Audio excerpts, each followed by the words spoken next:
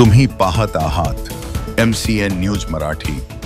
बुलढाणा जिल्ह्यातील मोताळा तालुक्यातील बहुसंख्य शेतकऱ्यांच्या जिव्हाळ्याचा आणि जीवनमरणाचा प्रश्न असलेल्या सारोळा पीर ते रोहिणखेड रस्त्यासाठी ग्राम स्वराज्य समिती आणि आझाद हिंद शेतकरी संघटनेच्या वतीने मोताळा तहसीलदार आणि भूमी अभिलेख कार्यालयाला 9 सप्टेंबरला तिसरे स्मरणपत्र देत रस्ता तात्काळ सुरू करण्याची मागणी करण्यात आली आहे।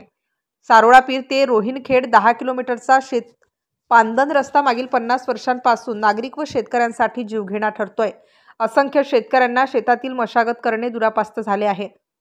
रस्त्याअभावी शेतामध्ये बैलगाडी अवजारे ने आण करणे शक्य नसल्यामुळे मोठ्या प्रमाणात शेती पडलेली पाहायला मिळत आहे।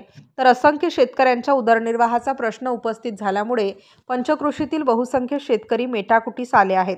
दिनांक 9 सप्टेंबरला ग्राम स्वराज्य समिती आणि आझाद हिंद शेतकरी संघटनेच्या पदाधिकाऱ्यांनी मोताळा तहसीलदार हेमंत पाटील आणि भूमी अभिलेख अधिकारी यांच्यासोबत मॅरेथॉन बैठक घेत चर्चा केली आहे।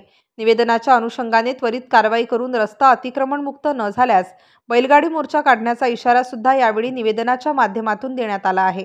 यावेळी ॲडव्होकेट सतीशचंद्र रोठे पाटील, राम व्यवहारे, संजय एंडोले, सुशांत पाटील, कमलाकर व्यवहारे, संदेश जाधव, प्रवीण जाधव, प्रशांत जाधव, शंकर लोखंडे, बळीराम जाधव, सुरेश जाधव, पुंडलिक पाटील यांच्यासह पंचक्रोशीतील शेतकरी, ग्राम स्वराज्य समिती मोताळा, आझाद हिंद शेतकरी संघटना आणि राष्ट्रीय बजरंग दलाचे पदाधिकारी कार्यकर्ते प्रामुख्याने उपस्थित होते। MCN न्यूज मराठीकरिता कृष्णा पाटील, मोताळा।